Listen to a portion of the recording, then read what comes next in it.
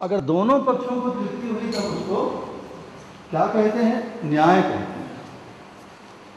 बस आदमी के लिए न्यायपूर्वक जीना ही सुख का आधार है।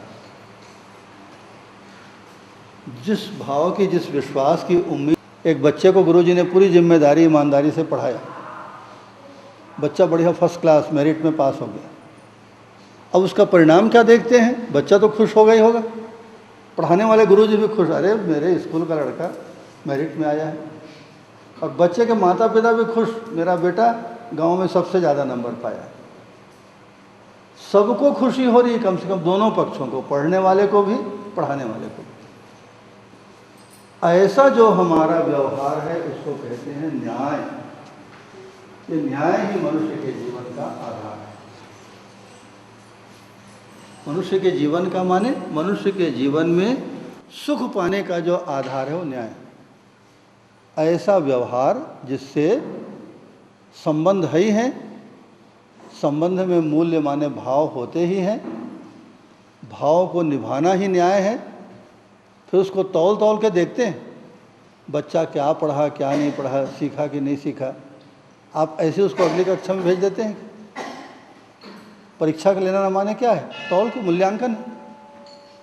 मूल्यांकन करते हैं, और अगर ठीक से निभा, जो आपने समझाया बच्चा ठीक से समझ गया, तो जो सुखद परिणाम आता है उससे दोनों पक्षों को तृप्ति होती है। सेटिस्फेक्शन बोथ द साइड्स, दोनों पक्षों में तृप्ति, खुशी। ये न्याय है। न्याय ही आदमी के जीवन में सुखी होने का आधार है। इसी को एक बहुत गौरवपूर्ण शब्द दिया गया, बताइए क्या है? बहुत गौरव, उससे बड़ी बात कोई आप बोल ही नहीं सकते। इतनी बड़ी बात इस न्याय के बारे में कही गई है इस दर्शन शास्त्र में। बताइए वो क्या बात है, आपको याद होगी? एक लाइन में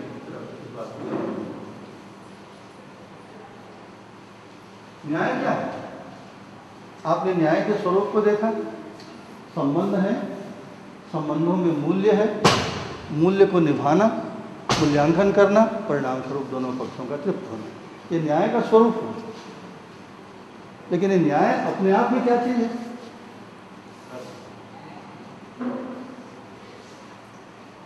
न्याय अपने आप में साक्षात परमात्मा है।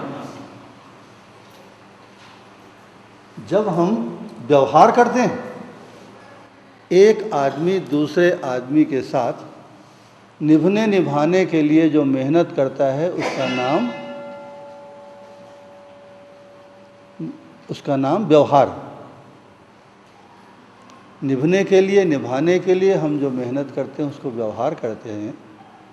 उस व्यवहार काल में अगर हमने न्यायपूर्वक कर लिया, संबंधों को पहचान कर मूल्यों को निभा दिया, मूल्यांकन किया, दोनों पक्ष अगर तृप्त हो गए, तो व्यवहार काल में परमात्मा न्याय के रूप में प्रत्यक्ष। इससे बड़ी बात और दूसरी आप जिंदगी में सुन नहीं पाएंगे। जब आप इस बल्ब को बिजली की ताकत से जोड़ते हैं, तो वही बिजली यहाँ बल्ब में प्रकाश के रूप में प्रकट होगी, वही बिजली पंखे में हवा के रूप में प्रकट होगी। थोड़ी देर के बाद वही बिजली टेलीविज़न में फोटो के रूप में प्रकट हो जाएगी, वही बिजली कूलर में ठंडी हवा के रूप में, और वही बिजली हीटर में गर्मी के रूप में प्रकट होगी। दो विरोधी परिणाम को देने वाली एक ही बिजली है। अरे कूलर में गर्म करने वाली बिजली अलग, और कूलर में ठंडी हवा देने वाली बिजली अलग, और हीटर में गर्मी पैदा वाली बिजली अलग। ऐसा होता है क्या? एक ही बिजली है बाबा, अलग अलग मशीनों में अलग अलग परिणाम दे रही है। तो व्यवहार काल में जो न्याय है, न्याय की खुशबू, न्याय की महिमा, न्याय का सुगंध क्या है? साक्षात परमात्मा प्रकट है व्यवहार काल में न्याय के रूप। आपने अगर आदमी के साथ संबंधों को, भावों को, मूल्यों को निभा दिया ठीक से, तो उससे बढ़िया परमात्मा का अनुभव, परमात्मा की अभिव्यक्ति और क्या पाएंगे? इससे बड़ी बात और कुछ सुन नहीं पाएंगे, आप बोल नहीं पाएंगे। परमात्मा से ज़्यादा क्या बोली, उससे ज़्यादा बोलने के लिए क्या बचता? दिस इज द एक्सट्रीम, चरम है आदमी के जीवन में।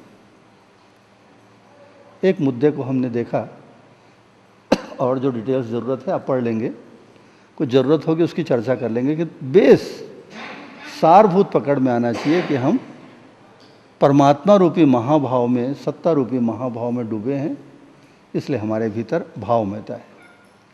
इसीलिए इतने सारे संबंध टिके हुए हैं।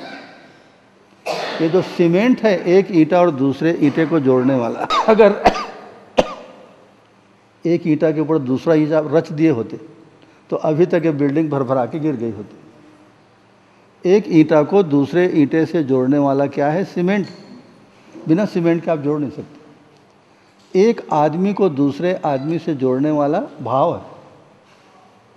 उस भाव को हम पहचानते हैं, उसको निभाते हैं, उससे जो खुशी मिलती है, उससे बढ़ के खुशी ज़िंदगी में और कुछ नहीं मिलेगी। आप एक माँ को पूछिए अपने बच्चे के साथ, एक पति को देखिए कैसा मगन होता है पत्नी के साथ, एक गुरु को देखिए रात और दिन कैसी मेहनत करता है शिष्य के साथ, आप देखिए जाके। तो ये जीवन का सारभूत व्यवहार।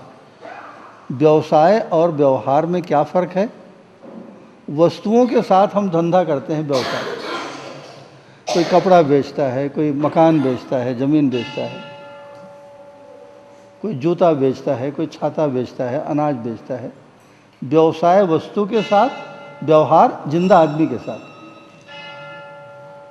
जिंदा आदमी के साथ निभने निभाने के लिए जो मेहनत हम करते हैं, श्रम करते हैं, उसका नाम व्यवहार है। व्यवहार काल में परमात्मा न्याय के रूप में हमारे आपके सामने प्रत्यक्ष है। और कोई देवी देवता के रूप में, काली, दुर्गा, लक्ष्मी, रामचंद्र जी, हनुमान जी के रूप में कोई देवता आज तक आपको दिखा हो ना दिखा हो, लेकिन अगर न्याय संगत आप जी लिए तो परमात्मा प्रत्यक्ष है।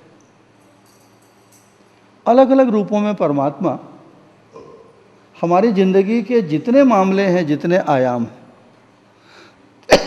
ये जो व्यवसाय करते हैं, कोई काम धंधा, कोई आदमी पंखा बना रहा है, कोई आदमी बिजली का बल्ब बना रहा है, कोई आदमी बिजली को दौड़ने के लिए वायर बना रहा है, कोई आदमी मकान बना रहा है, कोई आदमी अभी खाना बना रहा है हमारे लिए, कोई आदमी कपड़ा बना रहा है। ये जितने कार्यकलाप, कोई पत्थर फोड़ रहा है, तो ये जितने कार्यकलाप हैं उसमें कहीं परमात्मा आपको दिखता है? ये व्यवहार में तो परमात्मा न्याय के रूप में प्रत्यक्ष हो गया। ये जो दिन भर हम काम करते हैं उसमें परमात्मा कहीं दिखता है? परमात्मा कहीं प्रकट होते हुए आपको महसूस होते हैं? परमात्मा प्रत्यक्ष है बाबा। आप सांस भी लेते हैं वहाँ प्रकट। किस रूप में? नियम के रूप में प्रकट। सांस आप नियम से ले रहे हैं। आप बड़े आदमी हो गए इसलिए आप 50 लाख सांस लेंगे, और मैं गरीब आदमी इसलिए 21,600 बार सांस लूँगा। ऐसा होता है?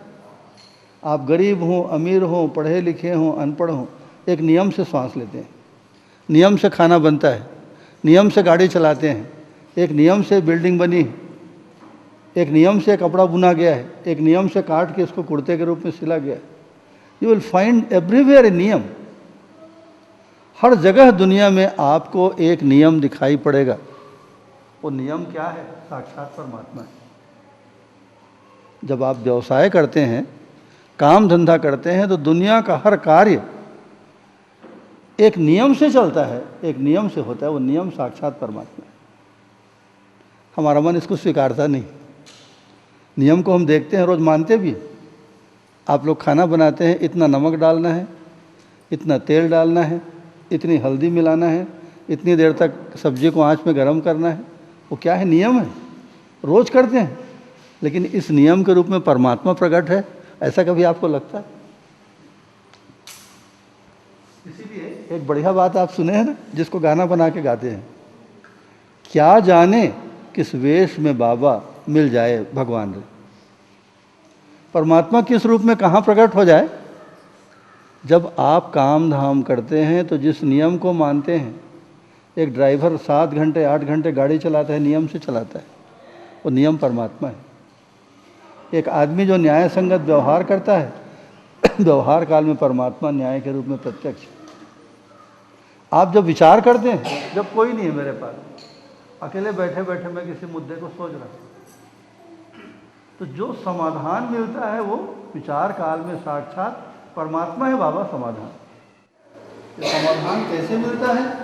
विचार करने से मिलता है। और कहाँ मिलेगा समाधान? आपको बाजार में थोड़ी मिलेगा। दे दो भाई 1 किलो समाधान तो दे दो, जो पैसा लेना है 1 किलो दो उसको समाधान। ऐसा किसी दुकान में बाजार में आप खरीद पाए आज तक? आपके विचार करने से मिलेगा। किस विचार से मिलेगा? सही को समझ के भ्रम में नहीं मिलेगा। सही को आप समझेंगे तो समाधान मिलेगा, समाधान से आपको सुख मिल जाएगा।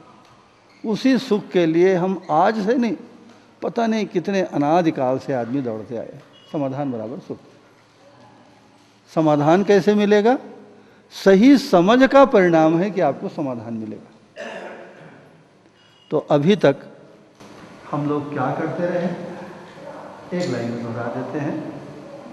पिछले दिनों से लेके आज तक आदमी के जीवन का सही क्या है, इस दुनिया का सही अभी और अन्य चीज़ों के साथ नहीं आए हैं ना। अभी सिर्फ आदमी को लिए। अब आदमी है, पेड़ के साथ भी आपका रिश्ता है, पशु पक्षी के साथ भी आपका रिश्ता है, सूरज चांद के साथ भी आपका रिश्ता है। सूरज चांद के साथ आदमी का जो रिश्ता है उसको क्या कहते हैं बताइए? इसका हजारों साल का सर्वे। अरे ज्योतिष माने क्या है बाबा? ग्रह नक्षत्रों के साथ हमारे रिश्तों की कहानी कि ग्रह इधर आएगा, ग्रह चल के उधर चल देगा उस कोंटे में, उधर से इस कोंटे में चल देगा, तब क्या होगा? अभी कल 9 तारीख को शनि बदलने वाला है, सिंह राशि से कन्या राशि में आएगा। आप देखना दुनिया कैसे हिलेगी उसकी। अलग अलग राशि के लोग किस तरह से, कोई त्रस्त हो जाएगा, कोई मालामाल हो जाएगा, कोई बहुत सारे परेशानियों से छूट जाएगा। माने एक शनि ग्रह माने इस धरती से 89 करोड़ मील दूर एक ग्रह पिंड है, 89 करोड़। और उसका प्रभाव जो इस धरती तक आता है, उस प्रभाव का अध्ययन किया गया है। 1-2 दिन का नहीं, 1-2 आदमियों का नहीं, करोड़ों वर्षों में, लाखों वर्षों में करोड़ों आदमियों के ऊपर उसका जो प्रभाव पड़ा इस ग्रह के इधर से उधर, उधर से उधर, माने एक राशि से दूसरे राशि में जाने का या किसी राशि में आने का जो प्रभाव पड़ा, उसका हजारों साल का अध्ययन है। उस अध्ययन को हम ज्योतिष शास्त्र कहते हैं। देखिए कि जो घटना हमारी आपकी दुनिया की ज़िंदगी में होने वाली, अगर आदमी ठीक ठीक करता हो उस काम को, पहले से बता देते हैं लोग, पहले से। एक छोटी सी बात का जिक्र क्या है, कुल मिला के ज्योतिष की निंदा तारीफ की बात नहीं है, दूर दूर के ग्रह नक्षत्रों के साथ भी आपका रिश्ता है, इतना बताने की बात है। उसके प्रमाण के रूप में एक बात आपको बताऊं, लॉर्ड किचनर नाम के एक बहुत प्रसिद्ध आदमी थे इंग्लैंड में, और उस जमाने में दुनिया का माना हुआ ज्योतिषी था कीरो नाम का, CHEIRO, कीरो का नाम।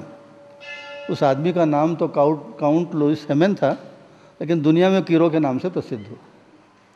तो एक दिन लॉर्ड किचनर भी पहुंच गया, कीरो मेरा हाथ देखो। ला भैया, उसका तो काम ही है, जैसे दुकानदार का काम है ग्राहक को सामान देना, तो ज्योतिषी का काम है हाथ देख के उसका फल बताना। तो उसने कहा किचनर उस समय 25 साल का जवान छोकरा था, मिलिट्री में था वो, लॉर्ड परिवार माने राज परिवार का आदमी था। तो उसने कहा किचनर, तुम 65 साल की अवस्था में बहुत बड़े सेनापति बन जाओगे, लेकिन युद्ध में नहीं मरोगे, पानी में बुड़ के मरोगे, ऐसा बता दो। तब किचनर भी मिलिट्री वाला आदमी अपनी डायरी के ऊपर में लिख लिया, 65 साल की उम्र में पानी में डूब के मरने की भविष्यवाणी हिटलर ने की। हर साल अपनी नई डायरी में ऊपर में लिख कर रखता था। अब बताइए वो आदमी 25 साल का था तब हिटलर कीरो ने सब बताया था। ठीक, ये बहुत मार्मिक प्रसंग है। अब जब किचनर 65 बरस का हो गया, उसने कहा अच्छा ये साल मेरे मरने का साल है, और पानी में बुड़ के मरने का साल है। तब तक वाकई जैसा कि कीरो की भविष्यवाणी थी, वो सेना में बहुत बड़ा जनरल हो गया था तब तक। उसके बाद जर्मनी या किसी देश की यात्रा में पनडुब्बी जहाज होता है ना, जो पानी के भीतर भीतर चलता है। तो पनडुब्बी जहाज में बैठ के जा रहा था, उसका जहाज डूब गया, मर ही गया वो बेचारा, मर ही गया भी। जब वो आदमी 25 साल का था तब कीरो ने भविष्यवाणी की थी। 65 साल की कीरो तो टाइम तक बताता है, आदमी फलानी तारीख को मरोगे ऐसा बताता था। एक आश्चर्य की घटना मैं अपने घर में देखा। भृगु संहिता नाम का एक ग्रंथ है। तो हमारे यहाँ पिताजी की मृत्यु हुई तो मैं उसकी कुंडली को देखा। उसके पहले पिताजी बहुत बीमार थे, हम लोग सारा मिलना जुलना सब कुछ कर डाले थे, पिताजी बच गए। तो उसमें लिखा था 70 साल की उम्र के बाद वैशाख महीने में 13 तिथि को दिन के समय मृत्यु होगी। तो मैं ऐसे बाहर दौरे पे था, घर गया, पिताजी बेहद खुश हुए। हम दोनों 2 ठो खाट निकाल के आंगन में ऐसे बैठे थे, बढ़िया बैठ के बातचीत कर रहे थे। शाम होने मैंने तो 1 घंटा और बीतता तो रात हो जाती। पिताजी बोले, बेटा ये पसली में दर्द हो रहा है, मुझको लेटा दो। एक तकिया लगा के उनको लेटा दी। उसके बाद 3-4 मिनट के अंदर पिताजी खत्म हो गए। वो बिल्कुल वही दिन था जो पिताजी के पैदा होने के पहले भृगु संहिता में लिखा है। बैसाख का महीना था, 13 की तिथि थी, दिन का समय था। 1 घंटे बाद जाते तो रात हो जाती। हम लोग डॉक्टर के लिए आदमी दौड़ाए, आदमी बस इतनी दूर गया होगा, पिताजी चल दिए। ऐसे बोलते बोलते चल दिए। तो इन घटनाओं ने मुझको नए सिरे से सोचने पे बाध्य कर दिया। क्या वाकई इन ग्रह नक्षत्रों के साथ जो इतने करोड़ मील दूर हैं, आदमी का कोई संबंध है क्या? वरना पिताजी के पैदा होने के पहले मेरे पिताजी किस तारीख को किस समय मरेंगे उसको कोई आदमी कैसे बताएगा भाई? तो उस समय तो जब वो ग्रंथ लिखा गया मेरे पिताजी का जन्म नहीं हुआ था। ऐसा अद्भुत ग्रंथ है बाबा इसी भारत में। तो कुल मिलाकर इन घटनाओं से एक बात सिद्ध होती है कि सुदूर करोड़ों मील दूर जो ग्रह नक्षत्र हैं उनके साथ भी हमारा रिश्ता है। ये पेड़ पौधे हैं, इनके साथ भी रिश्ता है। ये जीव जंतु जो घूमते हैं जंगल में, पहाड़ में, आकाश में, ज़मीन में, पानी में, उनके साथ भी हमारा रिश्ता है। वो रिश्ता कैसे काम करता है, उन रिश्तों को समझकर हम और आप सुख कैसे पा सकते हैं, खुशी कैसे पा सकते हैं, इसके बारे में भी पढ़ेंगे। अभी तो खाली आदमी और आदमी के रिश्ते को देखें, इतना ही रिश्ता थोड़ी है। अभी हमारे रिश्तों की लाइन कितनी लंबी है उसको आप देखेंगे। रुकिए, जब आदमी बन ही गए हैं क्यों देखेंगे बताइए, क्यों देखेंगे? जानवर के साथ तो शेर को तो मैं नहीं समझाता, बकरी को, अपने घर के गाय बछड़ू को तो मैं बात नहीं समझाता।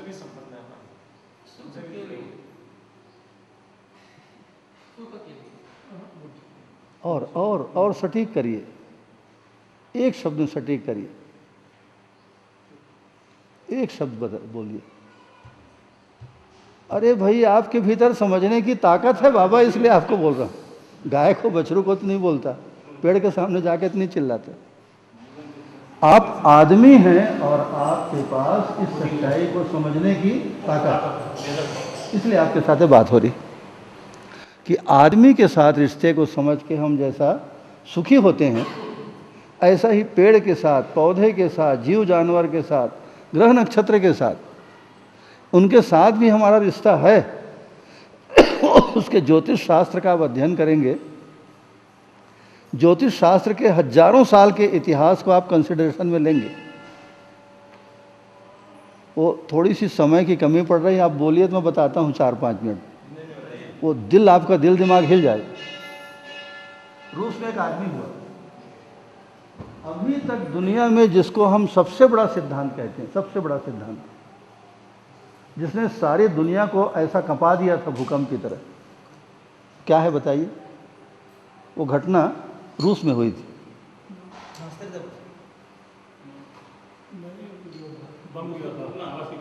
नहीं, वो जापान में गिरा था बम, रूस में नहीं गिरा था। वो घटना है रूस में जो क्रांति हुई, बोल्शेविक क्रांति सन 1917 में। उस सिद्धांत को बताने वाला आदमी कौन था? Karl Marx. वो सिद्धांत है साम्यवाद का। कार्ल मार्क्स जो है लाइब्रेरी में बैठकर 32 साल तक पागल की तरह पढ़ते रहा। इतना ज्ञान उसने इकट्ठा किया और उस ज्ञान के आधार पर उसने किताब लिखी। कैपिटल उसका नाम है, पूंजी नाम की किताब। उस सिद्धांत ने दुनिया को ऐसा हिला के कपा के रख दिया। उसी साम्यवादी सिद्धांतों के आधार पर दुनिया में पहली जो क्रांति हुई बोल्शेविक क्रांति रूस में हुई सन 1917 में। उस समय पहला विश्व युद्ध चल रहा था। उस आधार पर लेनिन जो है सत्ता में आए। करोड़ों आदमियों का जो लोग उसको सहमत नहीं हुए उनको मार डाला गया। राजा, जमींदार, फलाना ढिकाना, बहुत भयानक इतिहास है, कभी आवश्यकता हुई उसकी चर्चा करेंगे। तो उसमें उस सिद्धांत की जड़ कहाँ पे है बताइए, अगर आपको ध्यान में हो। उसने मानव जाति को दो भागों में बांट दिया। उसने हैव्स एंड नॉट्स, जिसको बुर्जुआ इनके सब कुछ है, राजा है, जमींदार है, जमीन है, जायदाद है, नौकर है, सोना है, चांदी, सब कुछ उसके पास। और दूसरा वो वर्ग है सर्वहारा, जिसके पास कुछ नहीं, कुछ भी नहीं है। ऐसा एक समय कार्ल मार्क्स ने कहा वो लोग जो नंगे और भूखे हैं दुनिया में, वो लोग जो लोग सारी संपत्ति के ऊपर कब्जा जमा के बैठे, इन दोनों के बीच में संघर्ष ने अपने सिद्धांत का नाम ही दिया द्वंद्वात्मक भौतिकवाद। ये जो भौतिकवादी जो संसार है, जिसको हम देखते हैं, आदमी को, पेड़ को, पौधे को, मकान को, जमीन को, खदान को, राजपाट, ये सब बड़े बड़े लोग मारो इनको और मार के सब में बराबर बंटवारा कर दो, इससे आदमी के जीवन में सुख आ जाएगा। हम सुख की तलाश एक चर्चा के दरमियान एक दर्शन है। कार्ल मार्क्स एकदम उल्टा का मार डालो। उस आधार पर वाकई क्रांति हुई कि चरम सीमा में पहुंच गया था शोषण। खैर, सिद्धांत के आधार पर एक व्यवस्था को, जिसको साम्यवादी व्यवस्था कहते हैं, उन्होंने रूस में स्थापित की। फिर वो साम्यवाद फैलते एक ऐसा समय आया जब 2/3 दुनिया जो है लाल रंग से, साम्यवाद से रंग गई।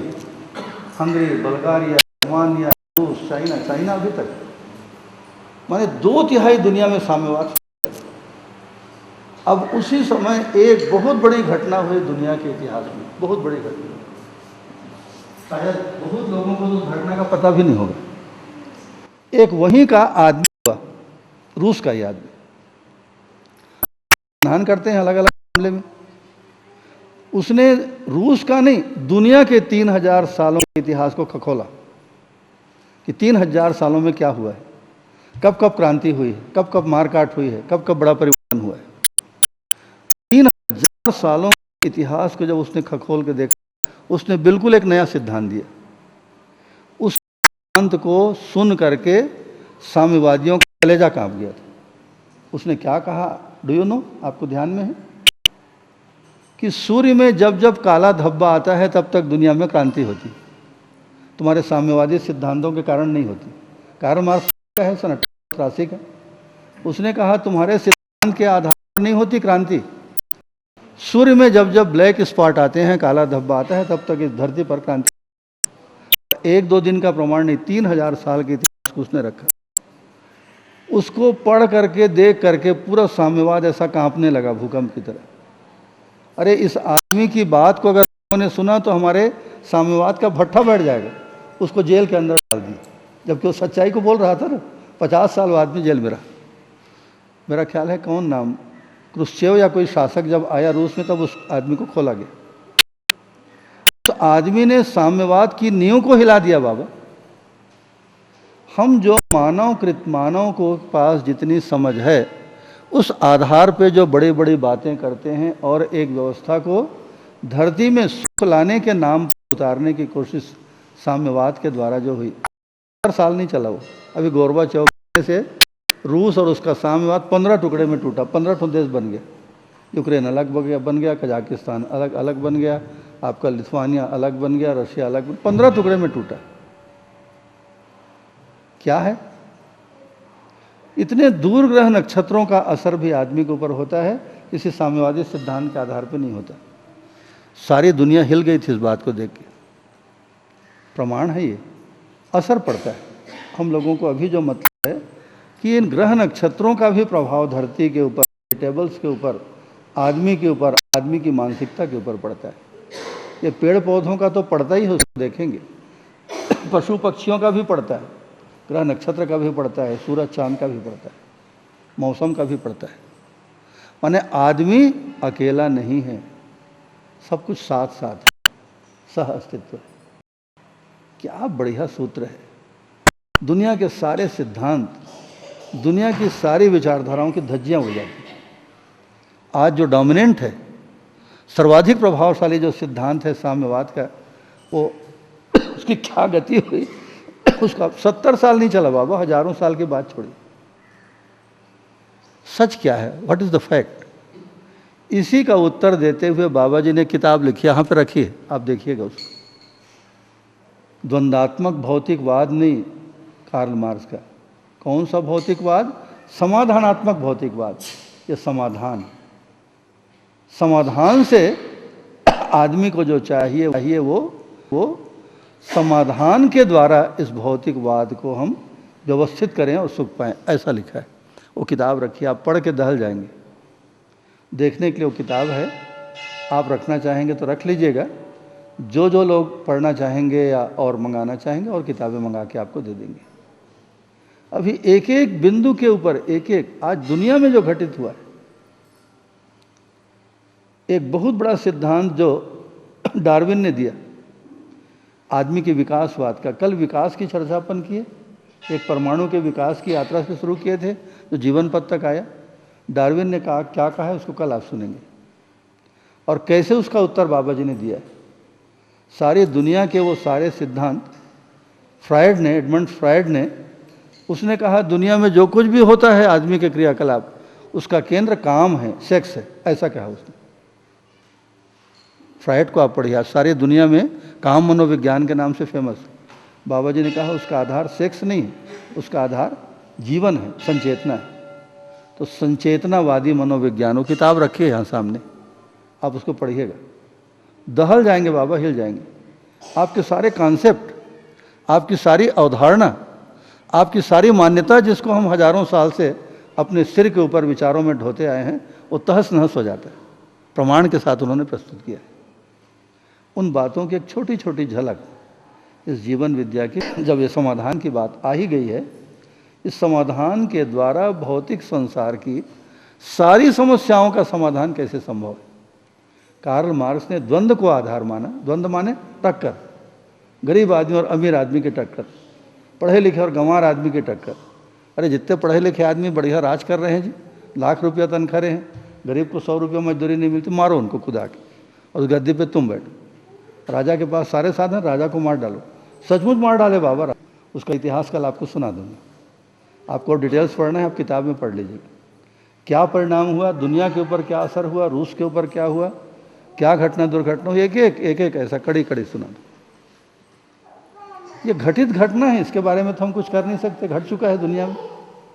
अब उसके निष्कर्ष को निकाल कर अपनी ज़िंदगी को बेहतर बनाना, वो हमारा काम है। जो घटना के रूप में घटित हो गया, चाहे रावण का हो, हिटलर का हो, कंस का हो, राम और कृष्ण का हो, तो घटित घटना है। उससे क्या निष्कर्ष निकाल कर हम अपनी ज़िंदगी को संवार सकते हैं, सुखी कर सकते हैं, समाधान पा सकते हैं, असली मुद्दा ये।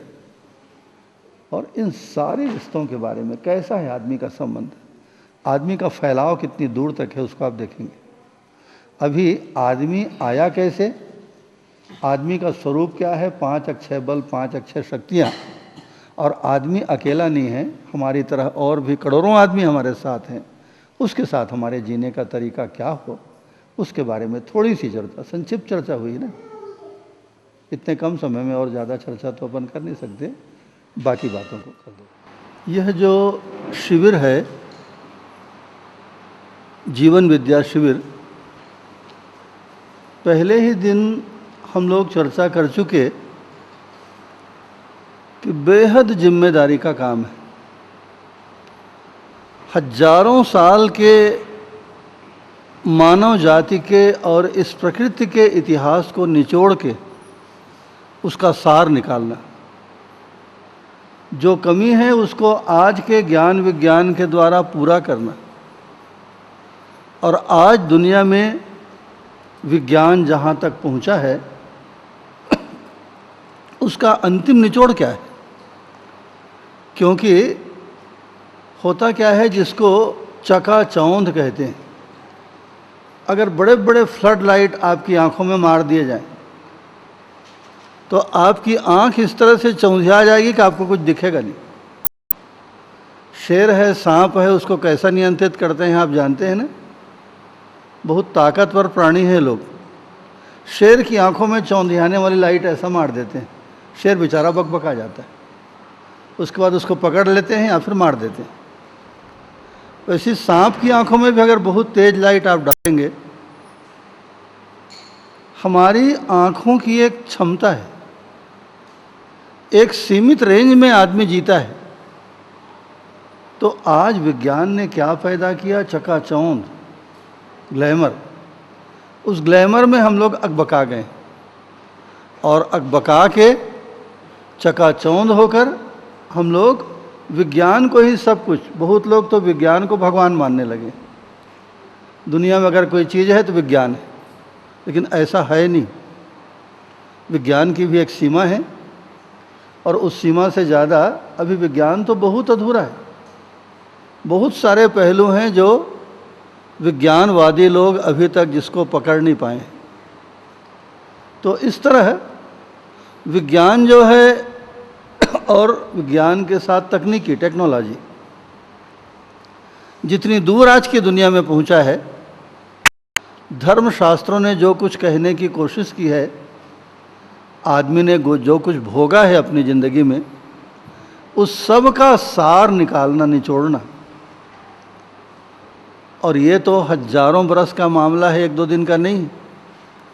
उन सारे मामलों को एक सप्ताह में आपस में बैठ करके समझना, समझाना कितनी बड़ी जिम्मेदारी और कितनी कठिनाई से भरा हुआ काम है, आपको पकड़ में आता है?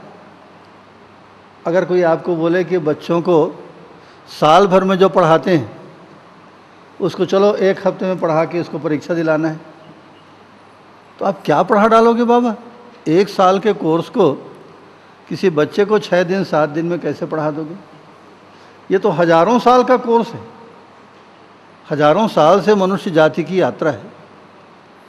तो इस बात को ध्यान में लेने से शिविर की महिमा भी समझ में आती है और शिविर की कठिनाई भी समझ में आती है कि इतने हजारों साल के ज्ञान को कोई आदमी या कोई परंपरा या कोई तरीका आपको निचोड़ के सार चीज़ दे दे। बहुत से सवाल उठेंगे, बहुत सारे हमारे संस्कार हैं, पुरानी सुनी हुई बातें हैं, इस वजह से बहुत सारी चीज़ों पर सवाल उठेगा, हमारा मन स्वीकार नहीं करेगा, तर्क कुतर करेगा, सब होता है। उन सब चीज़ों का स्वागत है। लेकिन इतना सब होते हुए भी कम समय में, अगर साल 6 महीना हम लोग साथ में रहते तब तो एक एक बिंदु को, एक एक चीज़ को बिंदुवार निकाल के अलग कर देते। लेकिन अभी जितना समय है, जितना समझने समझाने के क्रम में अपन मेहनत कर सकते हैं, जो अंतिम सार है उसको मनुष्य जीवन के, प्रकृति के और परमात्मा के, माने व्यापक सत्ता के अंतिम निचोड़ को समझने की कोशिश है। तो हुआ क्या, मनुष्य कैसे आया उसको अभी पिछले 2 दिनों से आप देख रहे थे। मनुष्य माने कहने में तो एक शब्द है, लेकिन होने में 2 चीज़ें हैं। एक तो ऊपर का डब्बा है, जैसे टेलीविज़न का एक तो खोखा होता है डब्बा, और भीतर में एक मशीन होती है।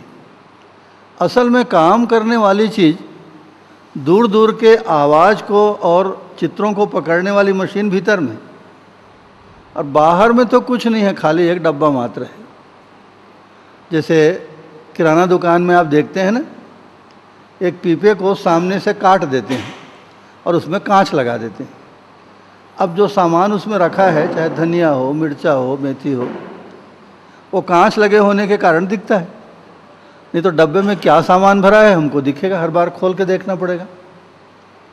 तो इसी तरह टेलीविज़न क्या है, एक डब्बा है ऊपर का, सामने में कांच लगा है, 3 तरफ से बंद है, चाहे प्लास्टिक का हो, चाहे लकड़ी का हो, जो भी हो, फाइबर का हो, काम करती है। और सामने के पर्दे में हमको ढेर सारे लाखों करोड़ों दृश्य उसी एक पर्दे में हम देख चुके हैं। ये एक मैकेनिज़्म है, एक तकनीकी व्यवस्था है।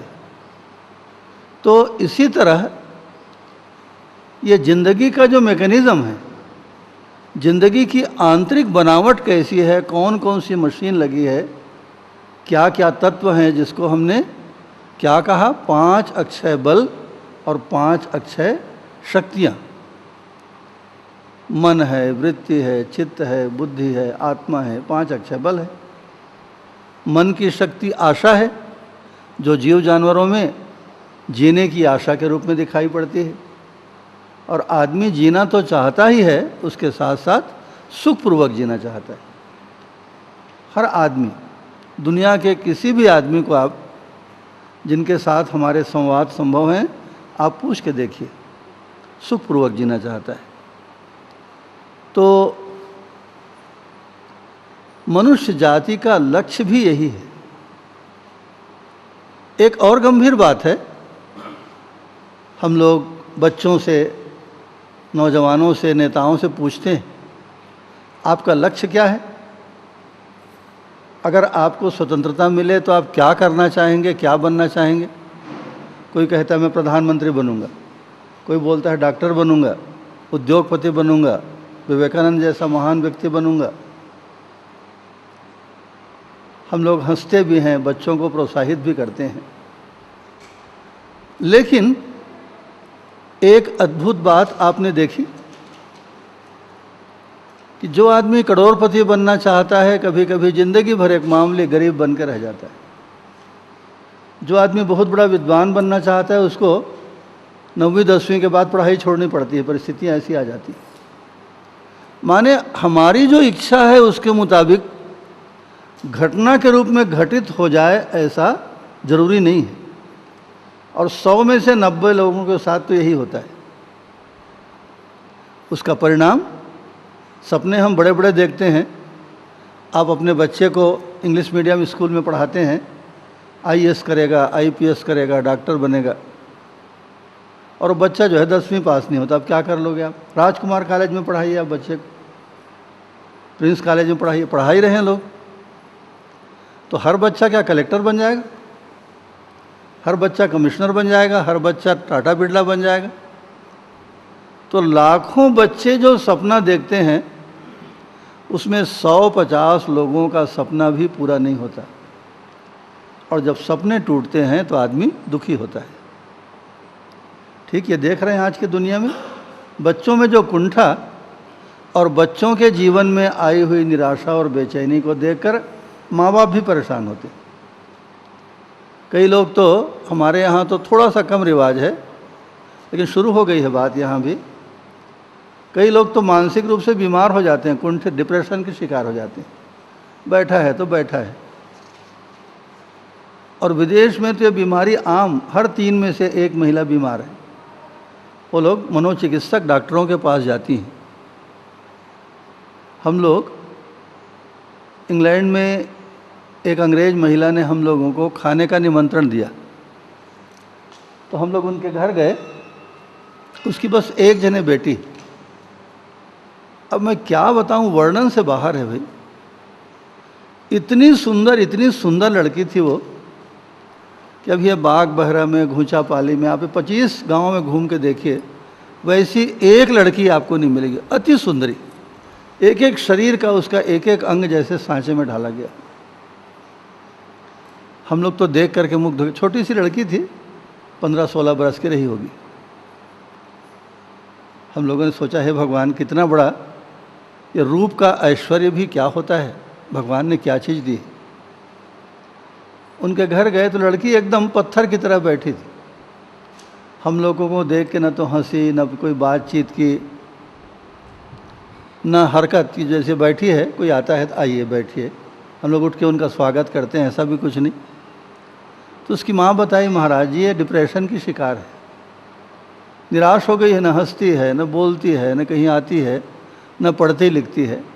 आप देख रहे हैं, शरीर एकदम ठीक ठाक है, लेकिन अगर मन बीमार हो तो जीने का सुख मिलेगा क्या? फिर हम लोग 1-8 घंटे बैठे, खाना खाए उनके यहाँ, खूब हंसी मजाक की। हम लोग तो दिन भर हंसते रहते थे। वहाँ बिल्कुल ऐसा रिवाज नहीं, किसी के घर जाएंगे ऐसा बैठता है आदमी, बिल्कुल हंसता नहीं बाबा उस दुनिया में। हम लोग तो जहाँ जाते थे दिल खोल के जितना खुश हो सकते हैं हंसते थे। 1 घंटे में लोग गदगद हो गए, बहुत खुश हुए, बातचीत भी किए। ईश्वर की दया से लड़की को बहुत आराम मिला, हालांकि दवाई पानी कुछ नहीं दी। तो मनुष्य के मन को स्वस्थ होने की ज़रूरत है। यहाँ से अच्छा, ये एक लड़की की कहानी नहीं, आपको बताया ना, अगर 3 लाख महिलाएं किसी शहर में हैं तो कम से कम 1 लाख महिलाएं जो है मनोचिकित्सक डॉक्टर के पास इलाज कराती हैं। इतनी बीमारी फैली हुई, ये मनोरोग कहते हैं, मन की बीमारी। तो बस यहीं से आदमी की कहानी शुरू होती है।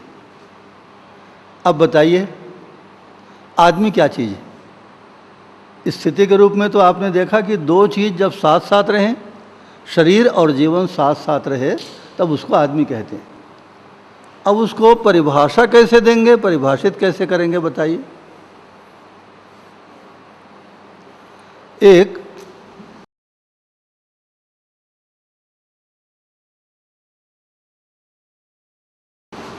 बहुत सुंदर परिभाषा है आदमी की, उस आधार पे आगे चलेंगे।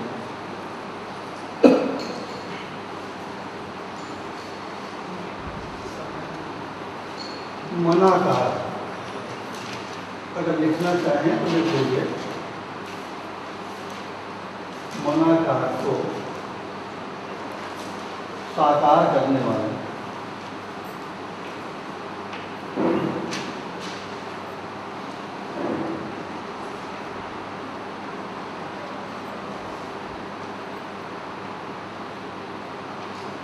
ये भी आधी परिभाषा है ना। मनाकार को साकार करने वाला, मनाकार माने मन में जो आकार आते हैं। जैसे इस हाल को देख करके मैं खुश हो गया, तो मेरे मन में क्या ख्याल आता है, क्या इच्छा होती है? अपने गांव में भी ऐसी एक बड़ा हाल बनवाऊंगा। किसी का घर पसंद आ गया, बस ऐसे घर मुझको भी बनाना है। जब भी बनेगा 2-5 साल में ऐसे शानदार घर बनाऊंगा। किसी की गाड़ी पसंद आ गई, किसी का कुर्ता पसंद आ गया। पहले हम लोग लंबा कुर्ता पसंद करते थे, तो लंबा लंबा बनवा लिया। आजकल छोटा छोटा कुर्ता चला है, अब लंबा कुर्ता को नहीं पहनता, वैसे छोटा कुर्ता बनाओ। माने किसी चीज़ को देख करके, सुन करके, कल्पना करके, सोच कर बहुत से आकार, डिज़ाइन हमारे दिमाग में आते हैं। मंदिर बनाऊंगा तो ऐसा बनाऊंगा, कुर्ता बनाऊंगा तो ऐसा बनाऊंगा, हाथ मकान ऐसा, बगीचा लगाऊंगा इस तरह, जंगल जैसा। तो मन में इतने आकार, इतने आकार। आकार माने साकार, माने मनाकार, माने मन में आए हुए आकार, आकृतियां, चित्र। उस मन में जो रंग बिरंगे आकार, बगीचे के बारे में, मकान के बारे में, कपड़े के बारे में,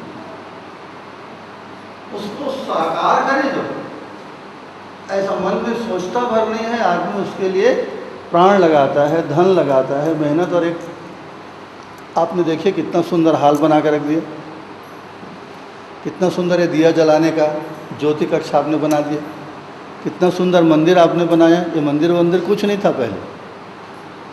तो मन में आए हुए आकारों को साकार कर दे, धरती पर उतार दे, उसको हम आदमी कहते हैं। अब इस तरह के मन में आए हुए आकार को धरती पर उतार कर मैं व्यावहारिक बनाता हूँ, साकार करता हूँ। क्यों करूँगा बाबा इतनी मेहनत, इतना पैसा, इतना समय, इतना धन मैं क्यों लगाऊंगा? तो आगे की परिभाषा है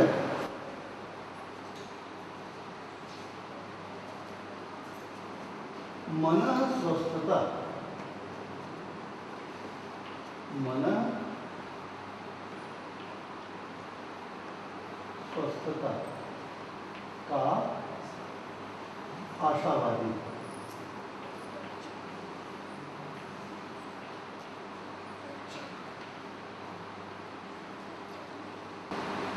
आदमी क्या है, परिभाषा को लिख लीजिए, बहुत काम की। क्योंकि ये दर्शन की परिभाषा नहीं है, आपकी परिभाषा है। आप क्या है उसको बताता है, आदमी की परिभाषा है। और इसलिए मन में आए हुए आकारों को साकार करने वाला किस उद्देश्य से, किस नियत से, किस इच्छा से? मन स्वस्थता माने मन की स्वस्थता क्या चीज़ है? किसका मन स्वस्थ है ऐसा आप बोलेंगे? शरीर को तो हम जानते हैं, शरीर की बीमारी को भी जानते हैं, दर्द को भी जानते हैं, शरीर स्वस्थ कैसे होता है उसको भी जानते हैं, लेकिन मन स्वस्थ है इसका क्या प्रमाण किसी आदमी? राइट। आदमी खुश है तो स्वस्थ है, आदमी दुखी है तो बीमार है बाबा। वो दुखी आदमी माने बीमार आदमी। शरीर से ठीक हो सकता है, मन का बीमार है। और मन की बीमारी ज़्यादा खतरनाक, ज़्यादा भयानक चीज़ है। अभी आपसे चर्चा हुई कि मेरे ध्यान में नहीं है, एक अजीब घटना देख के आया, वो हिला देने वाली घटना है दुनिया में। हम लोग राजस्थान की यात्रा पर गए हुए थे, तो पुष्कर नाम का एक तीर्थ है, आपको याद है? बहुत प्रसिद्ध तीर्थ है, सारी दुनिया के लोग आते हैं। पुष्कर पहुंचने के 5 किलोमीटर पहले मेन रोड में एक गांव है, लीला सेवड़ी नाम का, छोटा सा भूचापाली जैसा गांव। तो सड़क के किनारे एक आश्रम बना हुआ है, मोहन जी शर्मा का श्री अभिमन्यु लिखा है इस आश्रम में। जैसे चंडी माता का मंदिर आप लोग कहते हैं, इस आश्रम को श्री अभिमन्यु लिखा है। वहाँ एक मोहन जी शर्मा नाम के आदमी रहते हैं। उस आदमी के पास गजब की ताकत है। दुनिया का कोई भी बीमार हो और किसी भी बीमारी से परेशान हो, आप खाली उनके सामने बिठा दीजिए, लाए न दवाई देते हैं, न पानी, न सूजी, न इंजेक्शन, कुछ नहीं, बस बैठ के ध्यान करते हैं और तुरंत बता देते हैं इस आदमी की ये बीमारी, शरीर के किस हिस्से में बीमारी है उसको बताते हैं। और इतना ही नहीं, उसको उसी समय ठीक कर देते हैं, उसी समय। चाहे कैंसर जैसी बीमारी क्यों न, कैंसर और एड्स जैसी बीमारियां जिसका दुनिया में कोई इलाज नहीं, सारी दुनिया में घूम भटक करके आप देख लीजिए, उस बीमारी को आदमी चैलेंज के साथ।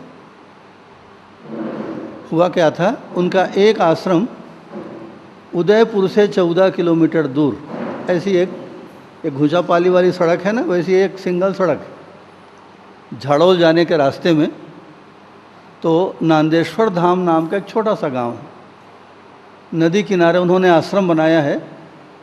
आश्रम क्या है, छत भी नहीं है बाबा, उसमें बड़े बड़े पेड़ की छाया में सब लोग ऐसे ही बैठते हैं, देश विदेश के लोग।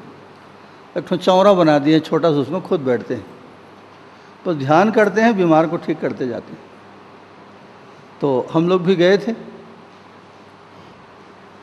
हम लोग पूछे, महाराज आप कैसे ठीक कर देते हो? तो उसने कहा कुछ नहीं है, एक लाइन का सूत्र है, दुनिया में जितनी बीमारियां होती हैं उन सारी बीमारियों की जड़ आदमी के मन में।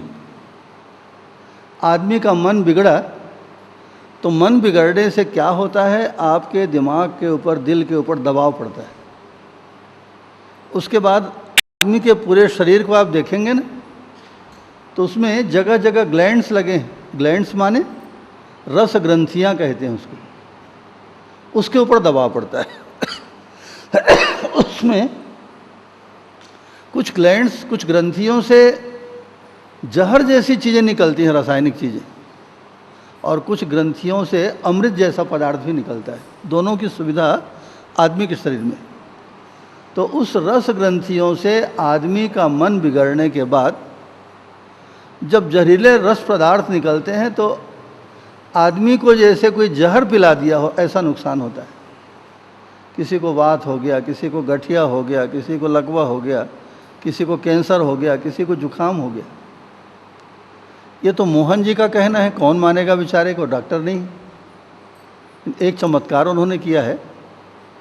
जर्मनी से डॉक्टरों का दल आया हुआ था और वो कुछ डॉक्टर लोग तो असाध्य बीमार थे जिनका दुनिया में कोई इलाज नहीं, ऐसी बीमारियों से ग्रस्त थे।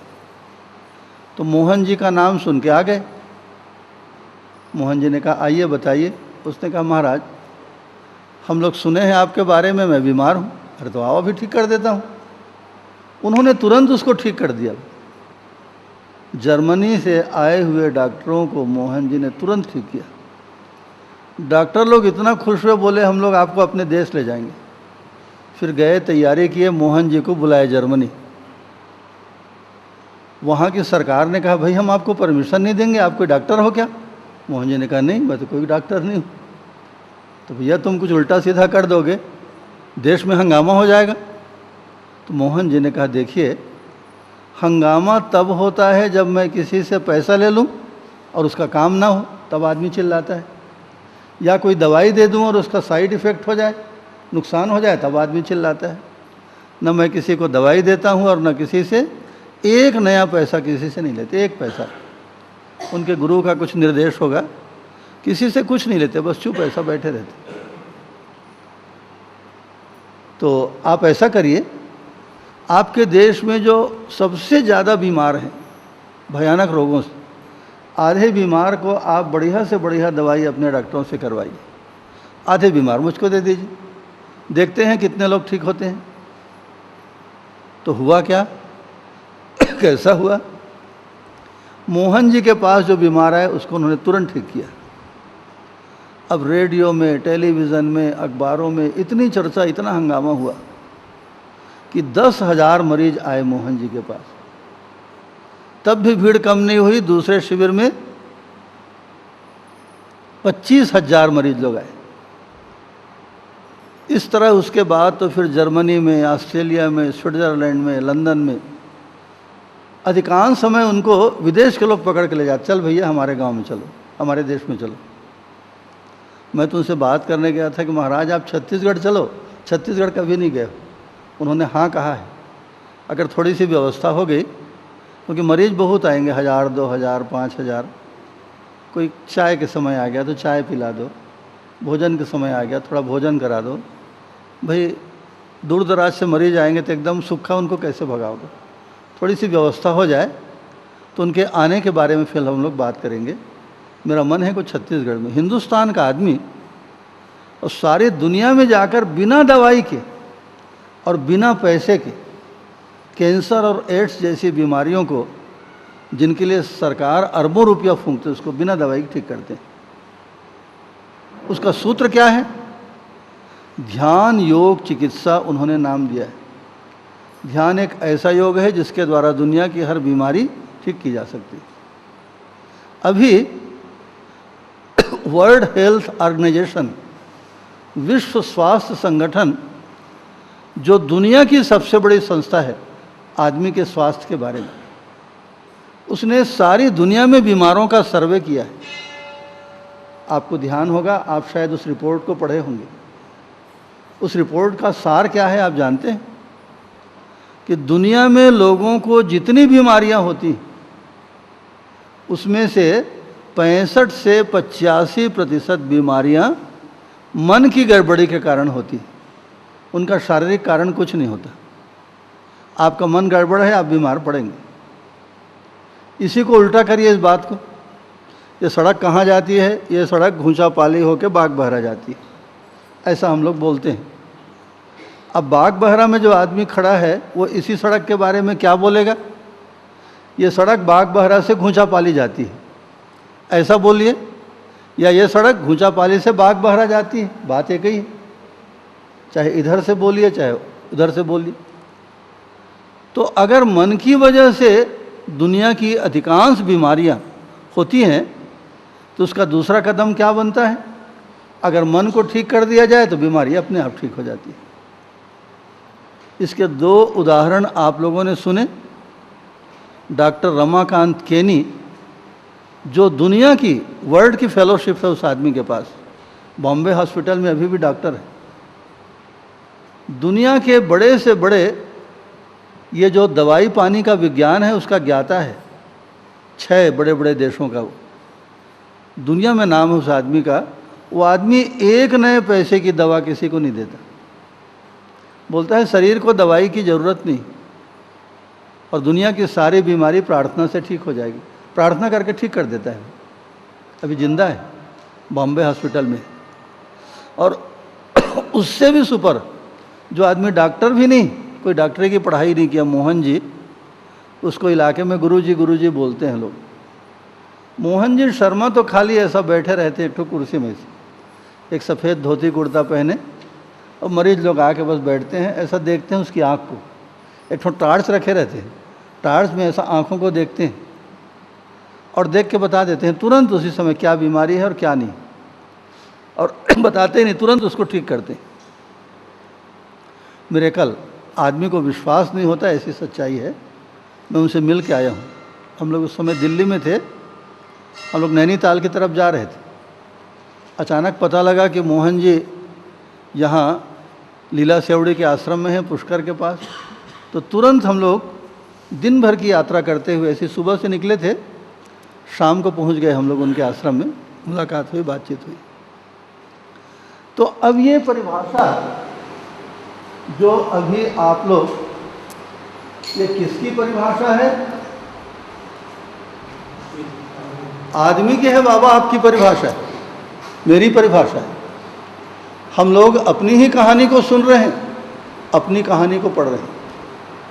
तो मनाकार को साकार करने वाला, मन में जो आकृतियाँ आती हैं, कपड़े का हो, लगते का हो, मकान का हो, भोजन का हो, प्रेम का हो, लोगों से संबंध का हो, ढेर सारे आकार हमारे मन में उभरते हैं और धीरे धीरे हम उन आकारों को साकार करते हैं, व्यावहारिक बनाते हैं, धरती पर उतारते हैं।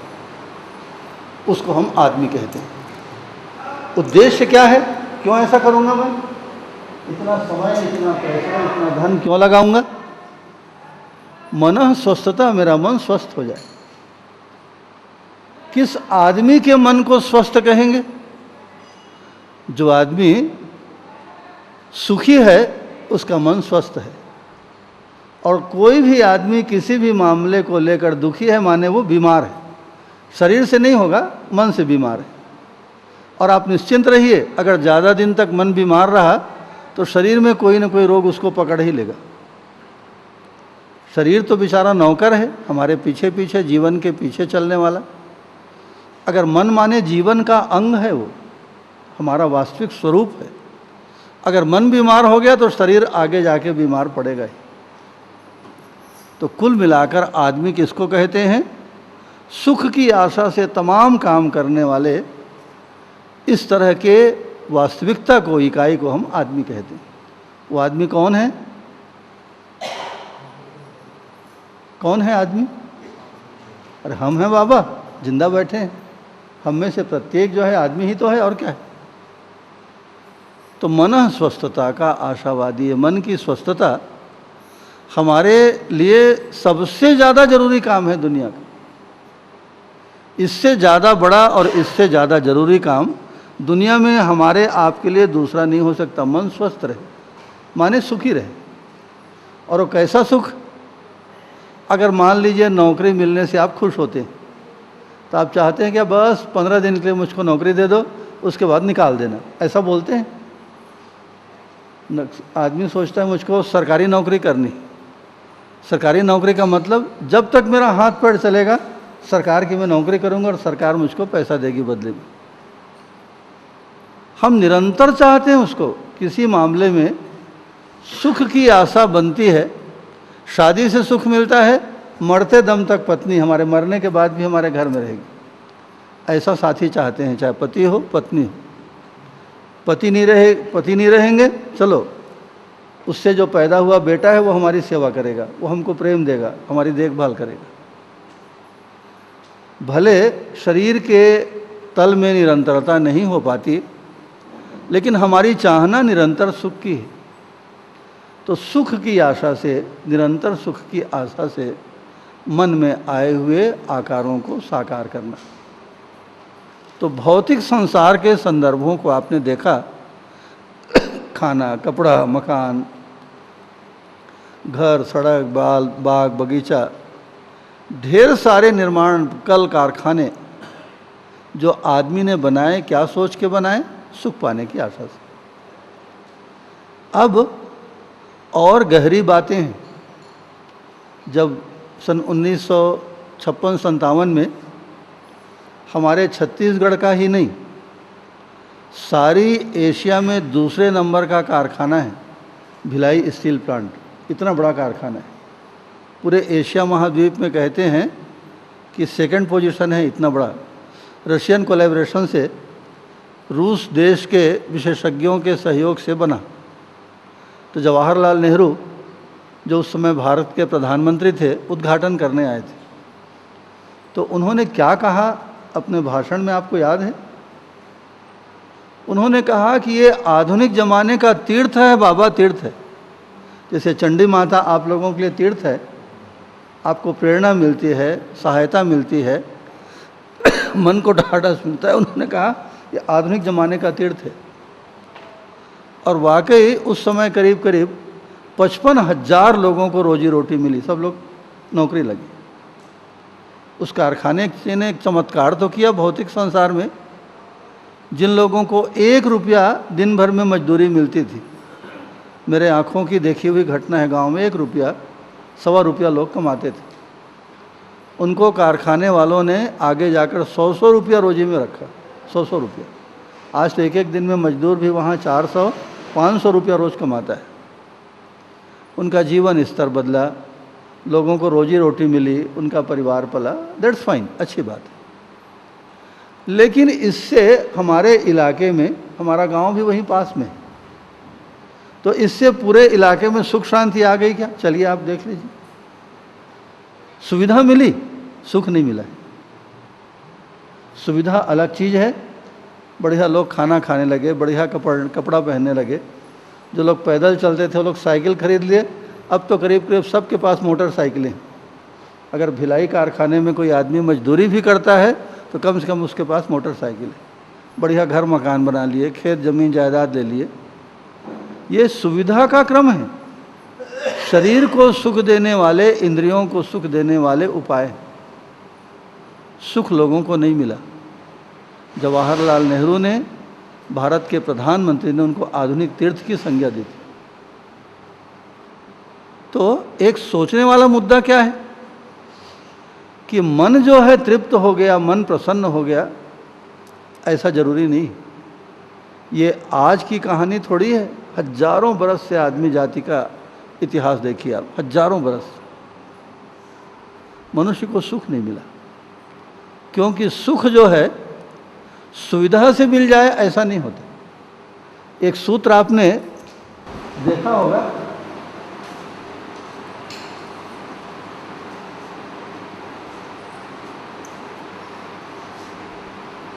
सुख से सुविधा नहीं, सुख से सुविधा नहीं,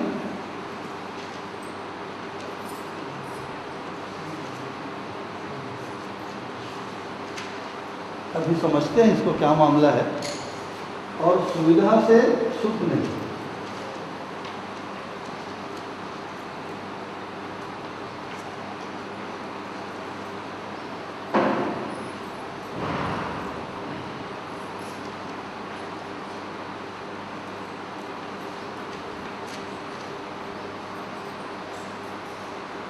सुख से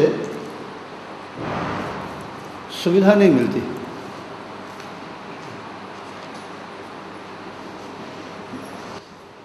और सुविधा होने मात्र से आदमी सुखी हो जाए ऐसा नहीं होता। जैसे एक माँ है, अपने बच्चे के साथ मगन है दिन भर, लेकिन बच्चे को प्यार करके माँ का और बच्चे का पेट भर जाएगा क्या? पेट भरने के लिए अन्न चाहिए, चूल्हा चाहिए, पकाने का चाहिए, साग भाजी चाहिए, पैसा चाहिए। आपके प्रेम करने से, मगन होने से पेट नहीं भरेगा बाबा, शरीर भी है, उसको भी हमको भरपाई करनी। तो सुख से सुविधा नहीं मिलती। सुखी होने से आदमी का पेट नहीं भरता। पेट भरने के लिए भौतिक सामान चाहिए। और इसी तरह बहुत सारी सुविधा के ढेर हैं आपके पास, ज़मीन, मकान, घर, सोना चांदी, बैंक बैलेंस। उसकी वजह से आदमी सुखी हो गया, ऐसा आज तक हुआ क्या? हम लोग मानते हैं, जो सच्चाई को नहीं जानते दूर से, हो क्या करोड़पति अरबपति आदमी है, हवाई जहाज़ में घूम रहा है। हमसे ज़्यादा परेशान है, जाके उनकी ज़िंदगी में देखिए। सुविधा से अगर सुख मिलता तो दुनिया में बहुत लोग सुखी हो गए होते। सुविधाओं के जिनके पास ढेर हैं, ऐसे लोग इस धरती पर आज की तारीख में आज भी सुखी नहीं हुए। तो सुविधा अलग चीज़ है, सुख अलग चीज़ है। 56 प्रकार के भोजन बना करके भी हमारा आपका पेट भरेगा, हम लोग खुश होंगे, लेकिन उससे आपकी जो गाड़ी खड़ी है उसका पेट भर जाएगा 56 भोग से, ऐसा नहीं होगा। उसके लिए पेट्रोल ही चाहिए। आपके 56 प्रकार के बढ़िया सब्जी दाल चावल से और 15 प्रकार की मिठाइयों से गाड़ी को आप नहीं चला सकते। गाड़ी की खुराक अलग है और आदमी की खुराक अलग है। सुख जो है आदमी के लिए माने जीवन के लिए चाहिए, और सुविधा शरीर के लिए चाहिए। शरीर और जीवन जब एक साथ होते हैं तब उसको आदमी कहते हैं। सुखी होने की आशा में आदमी मन में आए हुए आकारों को साकार करता है। ये हमारी कहानी है, आदमी की परिभाषा है, माने मेरी और आपकी परिभाषा है। इसी तरह से जीवन और शरीर, ये दो चीज़ें साथ साथ हैं, तभी हम आदमी कहलाते हैं। ठीक, इतना कॉन्सेप्ट क्लियर हुआ। अब आगे चलते हैं, थोड़ा सा आगे। तो मनुष्य के सुखी होने का आधार क्या है? सुविधा के आधार तो आप जानते हैं, बड़े बड़े कल कारखाने, खेती बाड़ी, व्यापार, नौकरी, कुछ न कुछ काम धाम करके, उद्योग धंधा करके हम कोई चीज़ पैदा करते हैं।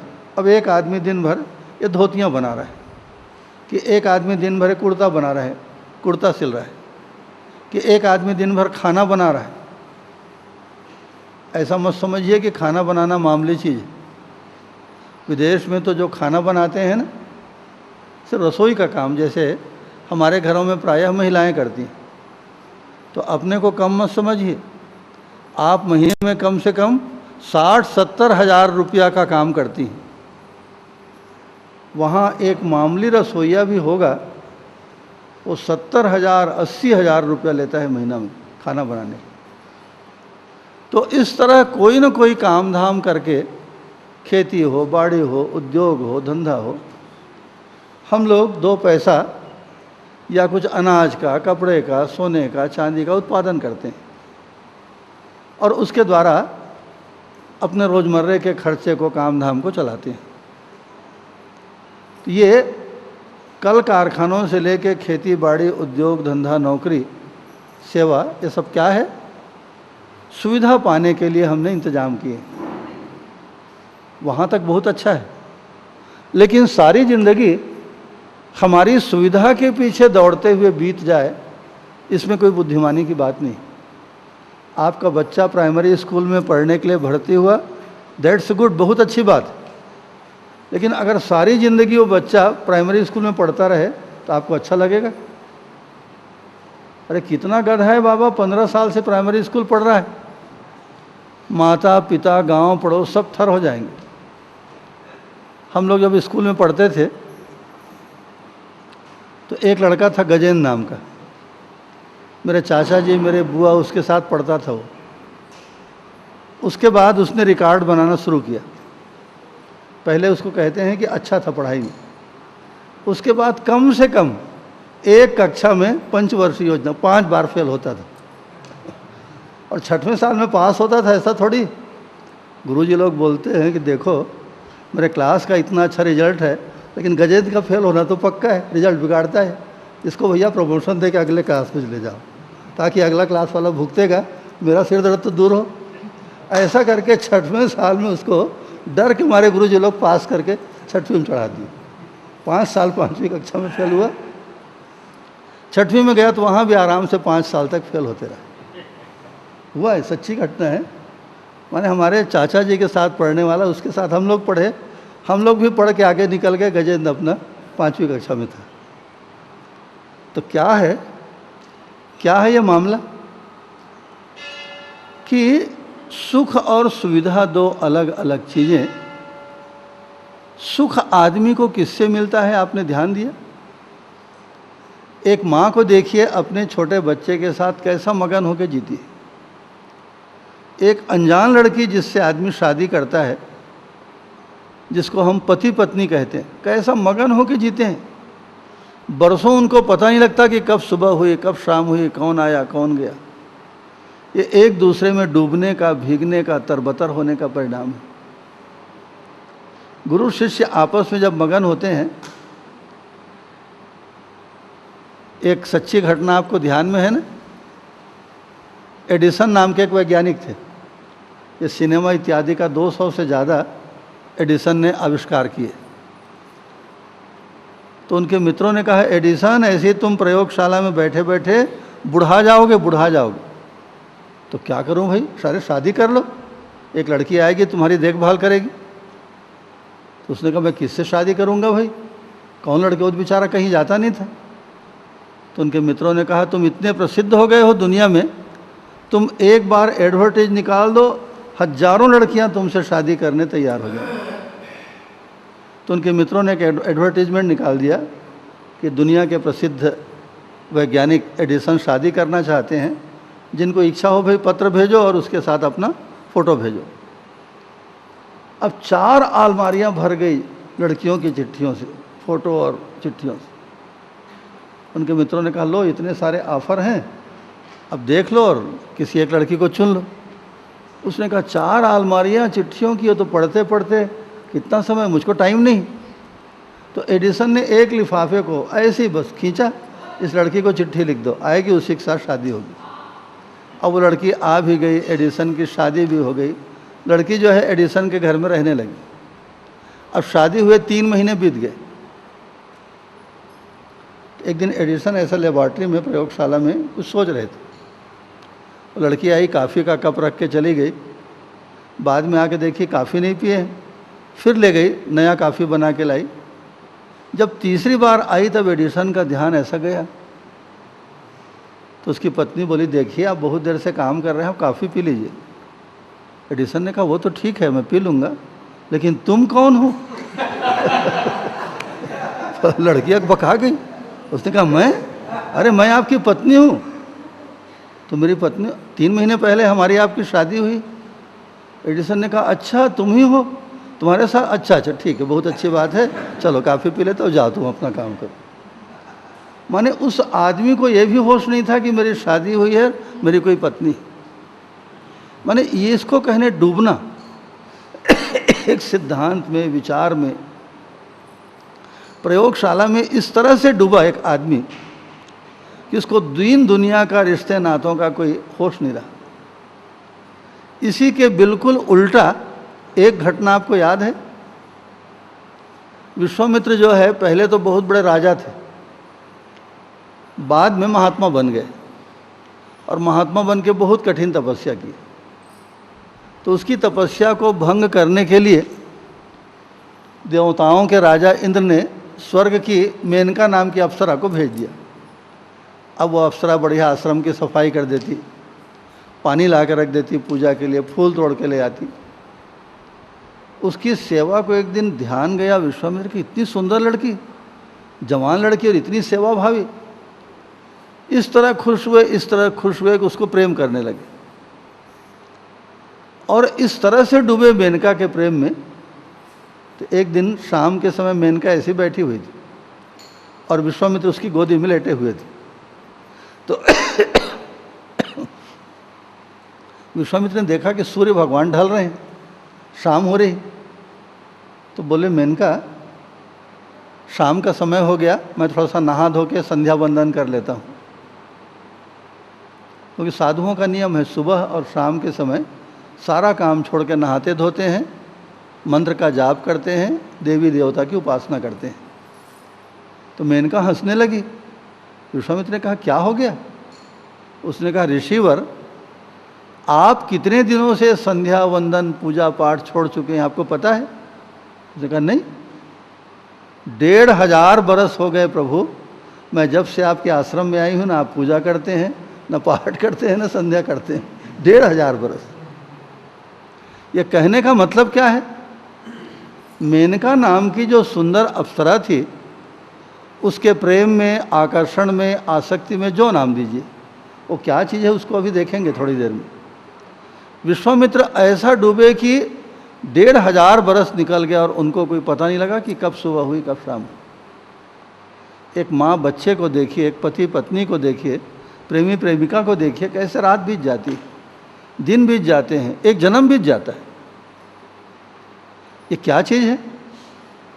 ये कुल मिलाकर इन घटनाओं को जो हम देखते हैं अपनी आँखों के सामने, ये मामला क्या है कि आदमी को आदमी के साथ जीकर जितनी खुशी मिलती है उतनी खुशी किसी घर में, मकान में, भोजन में, कपड़े में, सोना चांदी में नहीं मिलती। सबसे ज़्यादा हमारा सुखी होने का जो आयाम है, दुनिया है, वो क्या है? आदमी का आदमी के साथ संबंध। चाहे वो माँ बेटा हो, चाहे गुरु शिष्य हो, चाहे वो पति पत्नी हो, एक दूसरे में डूब करके तरबतर होके। हमारे यहाँ जब विदेश के लोगों का पहला दल आया, इंग्लैंड से लोग आए थे, 7 लोगों का दल था, तो हम लोग ये चिंतित हुए कि हे भगवान, इनको हम क्या पढ़ाएं कि इनको कोई रुचि भी हो जाए और कोई काम की चीज़ इनके दिल दिमाग में घुस जाए, क्योंकि हम लोगों का भी नया अनुभव था। तो हम लोग विदेश के उन मेहमानों को बोले, देखो भाई, अगर आप लोग घूमना चाहो तो हम लोग व्यवस्था कर देते हैं। छत्तीसगढ़ आसपास बढ़िया बढ़िया जगह पिकनिक में जैसा घूमने आते हैं लोग। और अगर वाकई भारत की आत्मा को समझना हो तब तो फिर आपको जिम्मेदारी से पढ़ना पड़ेगा। आप क्या चाहोगे बताओ? तो उन लोगों ने कहा, घूमना फिरना तो हम लोग हमेशा करते हैं, हम भारत की सच्चाई को समझना चाहते हैं। फिर चलिए पढ़ने को तैयार हुई। लोग तैयार हो गए। तो हम लोग ये 4 विषय को लिए थे। एक तो जीवन विद्या को रोज़ पढ़ाते थे, जिसको अभी आप पढ़ रहे हैं। ये वास्तव में विदेश के लोगों को पढ़ा करके हम लोगों में थोड़ी हिम्मत पैदा हुई। और दूसरा, बढ़िया उनको ध्यान सिखाते थे रोज़। और तीसरा, भारत की एक बहुत अच्छी विद्या है आयुर्वेद का विज्ञान, ये जड़ी बूटियों के द्वारा बीमारियों को ठीक करना, तो उसको सिखाते थे। और ज्योतिष, भारत का जो ज्योतिष विज्ञान है वो बहुत मज़ेदार है। कभी प्रसंग निकलेगा तो थोड़ी सी बात अपन करेंगे। ये 4 विद्या को कोर्स में हम लोग रखे। समय भी कम था। वो लोग बोले, कितने बजे हम लोगों को आना है पढ़ने के लिए? हम लोगों ने कहा सुबह 8:30 बजे। जब भारत जैसा नहीं चलता, वहाँ 8:30 का मतलब 8:30 होता है। 5 मिनट अगर आपको देरी हो गई तो खलबली मच जाती, लोग उठ के चल देंगे, सब बेकार है, वाहियात है।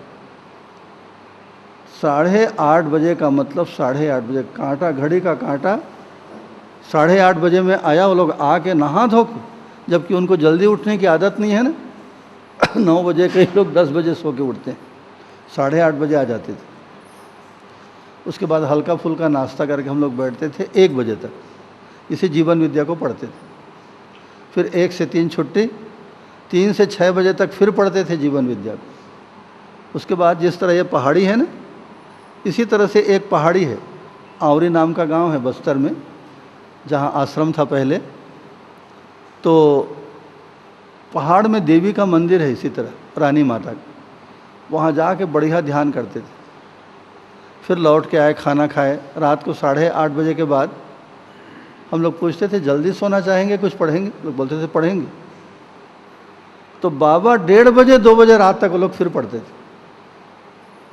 माने उनका जो मन लगा भारतीय विज्ञान को, भारत की विद्या को सीखने में, तो सुबह 8:30 बजे से लेकर रात को 1:30-2 बजे तक पढ़ाई चलती थी।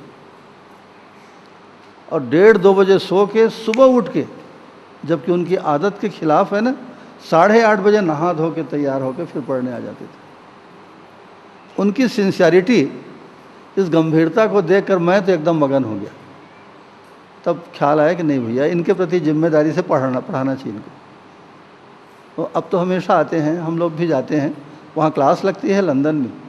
जब हम लोग जाते हैं तो जीवन विद्या पढ़ने के लिए बहुत लोग आते हैं और मगन होकर पढ़ते हैं। ये क्या चीज़ है? अगर उनका मन भारत की इन विद्याओं में डूबा नहीं होता तो 2 बजे रात तक पढ़ते क्या? भग पर आते उठ के। वो लोग तो किसी को कुछ नहीं मानते, किसी बात की परवाह नहीं करते, बहुत बिंदास लोग हैं। सुबह 8:30 बजे से रात को 1:30 बजे 2 बजे तक पढ़ाई होती थी। ये क्या चीज़ है? चाहे कोई विद्या हो, कोई किताब हो, कोई सिनेमा हो, सर्कस हो, इन चीज़ों में आदमी का मन जब डूबता है तो आदमी को दीन दुनिया की खबर नहीं रहती। इसमें सबसे ज़्यादा खुशी आदमी को किससे मिलती है? आदमी को आदमी के साथ जीने में।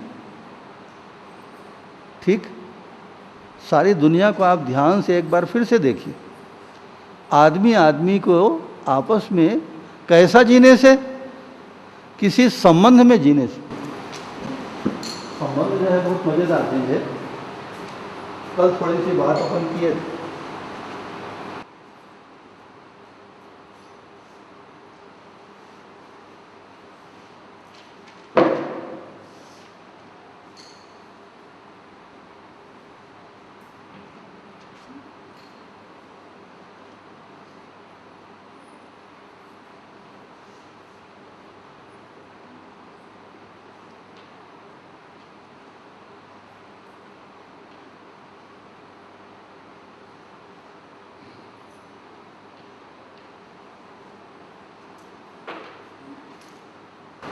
ठीक, आदमी आदमी के साथ जो जीता है, रहता है, महसूस करता है, खुश होता है, उसको सामान्य बातचीत में हम क्या कहते हैं?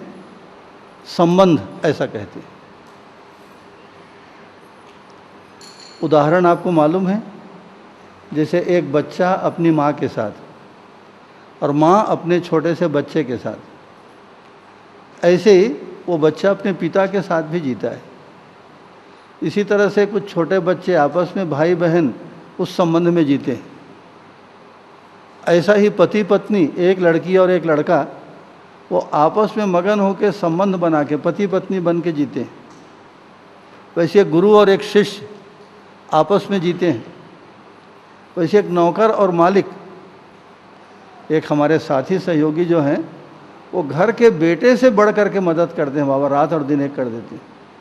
कई घरों के नौकरों को, सहयोगियों को आप देखेंगे कि आपका सगा बेटा उतनी मदद आपकी नहीं करेगा जितना रात और दिन वो लोग खटते हैं और ईमानदारी से काम करते हैं। तो नौकर मालिक का, राजा प्रजा का संबंध, गुरु शिष्य का संबंध, और एक मित्र का दूसरे मित्र के साथ संबंध। तो मनुष्य मनुष्य के साथ किसी संबंध में जीकर जितने बड़े सुख को अनुभव करता है, उतना बड़ा सुख आदमी को और किसी मामले से नहीं मिलता। उसमें स्थायित्व है। कई पीढ़ियों तक ये रिश्ता चलता है, पीढ़ियों तक। मित्रता के संबंध तो कई पीढ़ियों तक चलते हैं और दोनों पक्ष एकदम खुश रहते हैं, एक दूसरे के लिए जान न्यौछावर करने को तैयार रहते हैं। जान से भी ज़्यादा बड़ा क्या है? रिश्ता है। ये तमाम रिश्तों की परिभाषा क्या है? आपको ध्यान में आती है? संबंध माने क्या?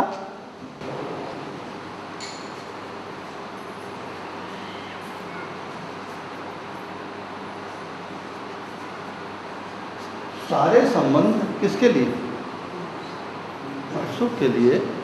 लेकिन स्थिति को बताइए, पूर्णता के लिए।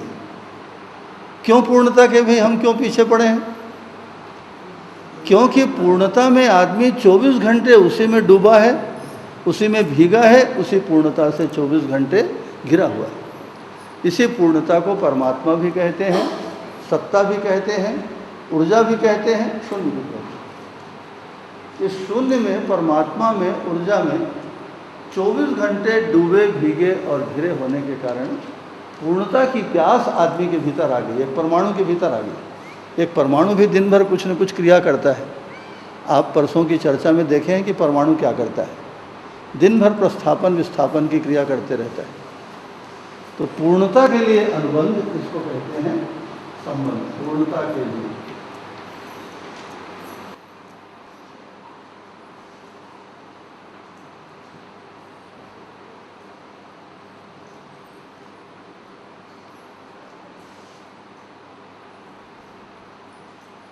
ठीक है, इतनी बात स्पष्ट हो गई। हर आदमी, बल्कि हर परमाणु कहीं न कहीं पूर्णता की तरफ यात्रा कर रहा है। पूर्णता की प्यास उसके भीतर है। संपूर्ण सृष्टि में ये चीज़ हमको दिखाई पड़ती है। जो कुछ हमारे चारों तरफ हो रहा है, घटित हो रहा है, उसी को तो समझना है। तो इन सारे संबंधों में, चाहे पति पत्नी का हो, माँ बेटे का हो, भाई बहन का हो, नौकर मालिक का हो, गुरु शिष्य का हो, राजा प्रजा का हो, इन सारे संबंधों में सार चीज़ क्या है? पूर्णता की ओर गति।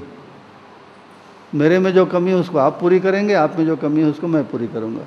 बस आज से हम दोनों मित्र हो गए, और वो मित्र कई पीढ़ियों तक वो मित्रता चलती है। जब तक संबंध निभेगा मित्रता चलती रहेगी, और उसमें जो खुशी मिलती है, आनंद मिलता है, तृप्ति मिलती है, वैसा आदमी को और किसी मामले में नहीं मिलता। तो कल आपने देखा था, एक दो बातों को और अपन ले लेते हैं। विश्वास जो है एक साम्य मूल्य है। सारे संबंधों में जब तक एक दूसरे के साथ हमारा विश्वास है, वो संबंध चलते हैं। इस विश्वास को रामायण ने क्या कहा? एकदम रामायण के शुरू में तुलसीदास जी ने परिभाषित किया है, वंदे भवानी शंकरो श्रद्धा विश्वास रूपिणम। माता पार्वती माने देवी माता है, पार्वती माता तो है, आदि शक्ति है, इसी का नाम श्रद्धा है। आप कहाँ खोजेंगे पार्वती और शंकर भगवान को, बताइए? लोगों ने कहा हिमालय के सबसे ऊंचे शिखर में शंकर पार्वती रहते हैं। अब किसी माई के लाल की हिम्मत नहीं थी हिमालय के शिखर में, 29,002 फुट की ऊंचाई है एवरेस्ट।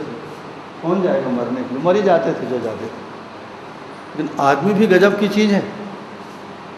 इस शेरपा तेन सिंह और हिलेरी, ये दोनों मरते पड़ते चढ़ गए बाबा, वहाँ चढ़ गए और झंडा गाड़ के आ गए। लोगों ने पूछा, क्योंकि सबसे ज़्यादा तो हमको अपने काम से मतलब था कि भैया शंकर पार्वती मिले कि नहीं मिले उसको बताओ, क्योंकि वहीं रहते हैं, ज़िंदगी भर सुनते आए। उसने कहा ना कोई शंकर मिला ना कोई पार्वती मिली, अब क्या करो? क्या वक्तव्य झूठा है? ये सब लिखी हुई चीज़ें। तुलसीदास जी को पता था ऐसा कभी न कभी होगा, तो उन्होंने क्या कहा, आप इतनी बड़ी दुनिया में शंकर पार्वती को कहाँ खोजेंगे? हिमालय में भी शंकर पार्वती आपको नहीं मिलेंगे, आप जाके खोजिए। अरे एवरेस्ट में नहीं मिला, बाकी जगह कहाँ से मिलेंगे? तो कहाँ है वो? श्रद्धा विश्वास रूपिणम। श्रद्धा माने माता पार्वती है, आदि शक्ति यही है, और विश्वास जो है साक्षात शंकर भगवान। ऐसा लिखा है, पढ़ लीजिए ना, शुरू में लिखा है। उसके बिना रामायण आपको समझ में नहीं आएगी, वो तो परिभाषा है। यहाँ आपने क्या देखा कि विश्वास एक मूल्य है। हम एक दूसरे को भरोसा करते हैं, इसलिए हमारी आपकी गाड़ी चलती है। जैसे आप दुकान में गए, आपने 50 रुपये का सामान खरीदा, आपने 100 रुपये का नोट दिया। अब तीसरा कोई आदमी तो है नहीं, दुकानदार है और आप। अगर दुकानदार कह दे कि भाई पैसा दो, अरे मैं 100 रुपया दिया हूँ बाबा, तुम। दुकानदार कह दे कि आप पैसा नहीं दिए, आपके पास कोई प्रूफ नहीं, न कोई गवाही है, न कोई प्रमाण है। तो हम एक दूसरे पर विश्वास करते हैं, इसलिए धंधा चलता है। अगर आप बिना पैसा दिए बोल दोगे मैं तुमको 100 रुपया दिया हूँ, अब दुकानदार कैसे प्रूफ करेगा कि आप नहीं दिए हैं? बताइए ना। तो विश्वास ही है जिसकी वजह से दुनिया चल रही है, नहीं तो दुनिया के सारे कारोबार ठप हो जाएंगे। 1 मिनट, ना कोई कुछ लेगा डर के मारे, ना कोई किसी को कुछ देगा। ये विश्वास एक मूल्य है, मूल्य माने भाव है। इसी तरह से हमने एक क्या देखा, सम्मान नाम का एक भाव है। सम्मान आप किसका करते हैं ये बताइए? आप जिनका जिनका भी सम्मान करते हैं, इज्जत देते हैं, बड़ा मानते हैं, किसको देते हैं? जिनको हम अपने से बड़ा मानते हैं उनका हम सम्मान करते हैं। जिसको भी आप, ये गुरु महाराज हैं, ये भारत के प्रधानमंत्री हैं, व्यापारी लोग, अरे भैया टाटा बिरला रिलायंस कंपनी का मालिक आया है, अरबपति खरबपति हमारे बाग बहरा में आ गया है। तो जिस क्षेत्र में जिस तरीके से हम जी रहे हैं, उससे उस क्षेत्र में कोई नामी गिरामी जब आदमी हमको मिलता है तो हम उसको बड़ा मानते हैं। अब यहाँ पर एक बहुत गंभीर मामला है, बेहद गंभीर मामला है। अधिकांश समय हमारा स्केल नापने का तरीका गलत होता है। एक आदमी जिसके पास बहुत पैसा है, हम उसको बड़ा मान लेते हैं। एक आदमी जो पद में बैठा है, मंत्री है, हम उसको बड़ा मान लेते हैं। जबकि आप जानते हैं मंत्रियों के बारे में, अभी आप केंद्रीय सरकार में जाके देखिए, पूरी रिपोर्ट है उनकी कि जितने टोटल हमारे सांसद हैं ना, उसमें से 1/3 अपराधी हैं। अपराधी हमारे चोर हैं, हत्यारे हैं, डकैती डाले हैं, उनके खिलाफ मुकदमा बलात्कारी हैं, दुनिया भर का सरी पाप करके आए, लेकिन संसद में चुनाव जीत के, और कई लोग तो मंत्री हैं। आप जाइए राज्यों में देखिए, उत्तर प्रदेश में, बिहार में, केंद्र की सरकार में देखिए। तो आप कुछ भी कर लो, आप चुनाव जीत गए, इसके मतलब आप अच्छे आदमी हैं और इसलिए मुझको आपका सम्मान करना चाहिए। आप चोरी चकारी करके पैसा कमा लिए, इस गांव में जितना पैसा किसी के पास नहीं है उससे ज़्यादा आपके पास है, भले आप चोरी करके लाए, इसलिए मैं आपको बड़ा मान लूँ। अमेरिका जैसा देश, उसके पास क्या है? अमेरिका के पास क्या है? सबसे ज़्यादा हथियार उसके पास है दुनिया में। परमाणु बम है, 1050 परमाणु बम उसके पास है। आप दुनिया को जब चाहें बम पटक के मार सकते हैं, हत्या कर सकते हैं, इसलिए मैं आपको बड़ा मान लूं? कुछ नहीं। तो आखिर किसी आदमी के बड़े होने को आप कैसे नापें? किस बात में बड़ा? पैसा में, रुपया में, पद में, हथियार में? मेरे पास तो एक चाकू भी नहीं है और एक आदमी बंदूक धर के आगे, और वो चाहे तो किसी को भी गोली मार सकता है, इसलिए मैं उसको बड़ा मान लूं? इस आधार पर हम किसी देश को, किसी समाज को, किसी आदमी को बड़ा मानते रहे, हमारा पैमाना गलत है। इस तरह गलत लोगों को सम्मान मिलते रहा, इसलिए बहुत लोगों को गलती करके, चोरी करके, हत्या करके बड़ा बनने का शौक़ पैदा हो गया। आज सारी दुनिया जो अपराधों से भर गई है ना, वो हमारी वजह से, हमारे गलत मूल्यांकन की वजह से। तो बड़ा माने क्या? किस आदमी को बड़ा कहेंगे? किस आदमी को आप सम्मान देंगे? आपने देखा, आप लोग पढ़ चुके हैं, 5 प्रकार के आदमी। कुछ लोग जीव जानवर की तरह जीते हैं, पशु मानव। कुछ लोग राक्षसों की तरह जीते हैं, लूटो, मारो, खाओ, ऐसा जीते हैं, उनको राक्षस आदमी। तीसरे को हम कहते हैं आदमी, जो धीरता, वीरता, उदारता के साथ जीता हो, उसको हमने आदमी कहा, वो सम्मान करने लायक। मनुष्य होकर मनुष्य की तरह जीना कितने बड़े गौरव की बात है। कुछ लोग उससे भी आगे जाके देवता की तरह जीते हैं, न्यायपूर्वक, धर्मपूर्वक जीते हैं। धर्म माने अपने जीवन की शक्तियों का सदुपयोग करना, ये धर्म नीति है। और आदमी के साथ सुखपूर्वक हम जिएंगे और दूसरों को, दुनिया को खुशी बांटेंगे। ऐसा जो जीता हो आदमी, धार्मिक आदमी, उसको देवता आदमी कहते हैं।